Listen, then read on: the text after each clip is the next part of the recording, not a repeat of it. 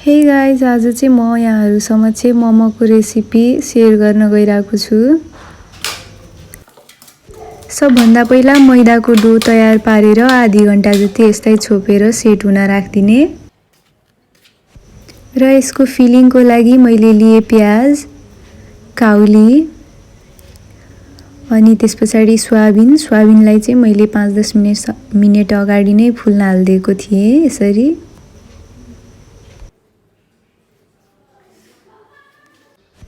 अनि त्यसपछि अदुवा लसुन लिए। प्याजहरुलाई चाहिँ यसरी एकदमै सानो सानो पारेर काट्ने। त्यसरी नै गोबीलाई पनि यानी कि काउलीलाई पनि।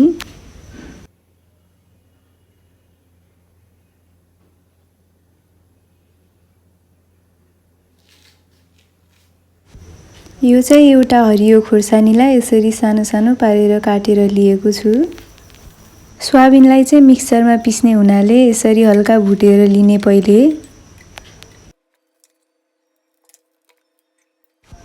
अब बाँकी भेजिटेबलहरुलाई हल्का 50% जति कुक गर्नको लागि तेल राख्ने। र यसमा मैले राखे अदुवा लसुनको पेस्ट अनि हरियो खुर्सानी र काटेर राखेको प्याज। अब प्याजलाई एकछिन फ्राई गर्ने।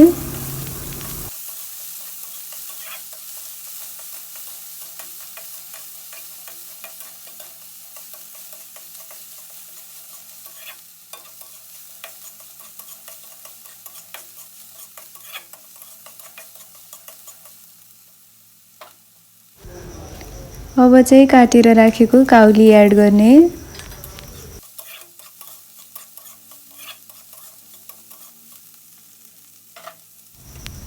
यी सबै कुराहरुलाई यसरी राम्ररी मिलाएर एकछिन पकाउने।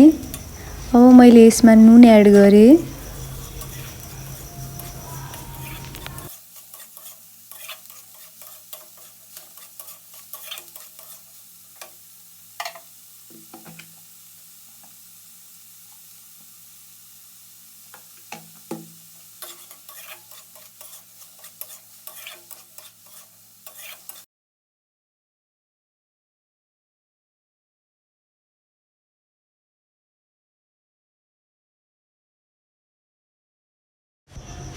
अब यतिको भएपछि यसमा मैले आधी चम्चा घी एड गरे।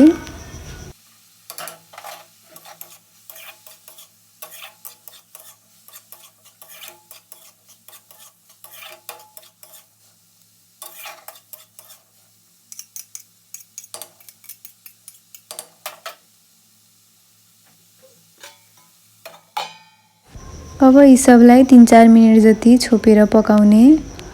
उता पाक्दै गर्दा यता मैले मिक्सरमा चाहिँ अघि भुटेर लिएको सोयाबिनलाई यसरी पिसेर लिए।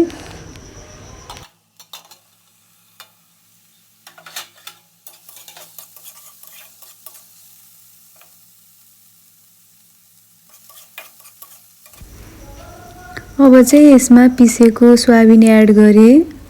अब यी सबलाई एकचोटी राम्ररी मिलाएर पकाउने।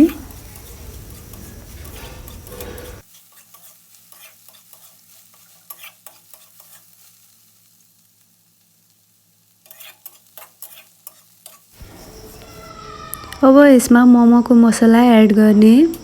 मोमोको मसला चाहिँ इजिली हजुरहरुले किरानाबाट लिन सक्नुहुन्छ।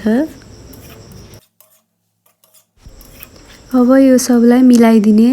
अब यो तयार भइसकेको छ। अब यसलाई कुल हुनलाई छोड्दिने। मोमोको फिलिङ सेलाउन्जेल यता अचार तयार पारौं। मोमोको अचार तयार पार्नलाई मैले पानी लिए र त्यसमा यसरी 4-5 वटा गोलभेडालाई उमाल्न हाले र त्यसैमा एउटा हरियो खुर्सानीलाई पनि हाले। अब उम्लिसकेको गोलभेडा र खुर्सानीलाई यसरी मिक्सरमा पिस्नलाई हाले।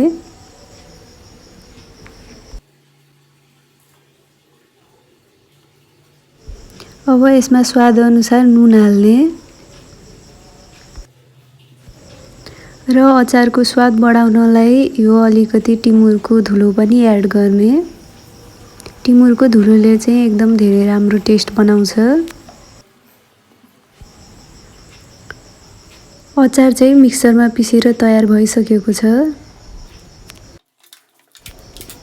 अब पिठोलाई छोपेर राखेको आधी घण्टा भइसकेको छ। यसलाई एकचोटि राम्ररी हातले मिलाएर यसरी सानो सानो पारेर हातले छुटाउने र यसलाई गोलो गोलो बनाउँदै जाने यसरी।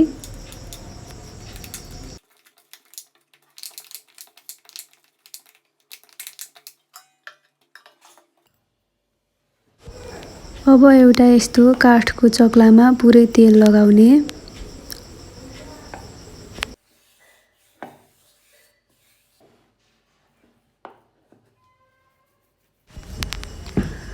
मोमोको सेप बनाउँदाखेरि चाहिँ यस्तो नै हुनुपर्छ भन्ने छैन। यसको सेप धेरै थरीका हुन्छन्। हजुरहरूले जस्तो खालको सजिलो लाग्छ त्यसरी नै बनाउन सक्नुहुन्छ। यहाँ मैले भिडियोमा चाहिँ दुई थरीका सेपहरू सेयर गर्छु, एउटा गोलो र अर्को चाहिँ लाम्चो।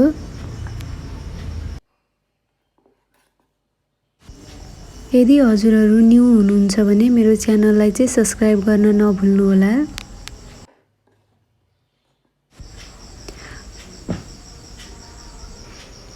अब एउटा बेलनको सहायताले यसरी बेल्दै जाने र याद राख्नुहोला धेरै पातलो पनि बनाउनु हुँदैन र धेरै मोटो पनि हुनु हुँदैन।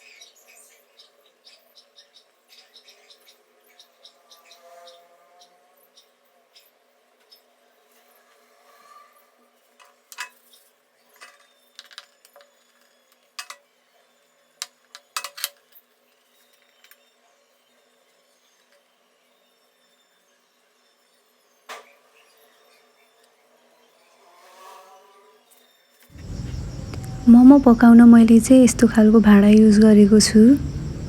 15 मिनेट जति पछि चाहिँ यो तयार हुन्छ। पाकिसकेपछि यो यस्तो खालको देखिन्छ।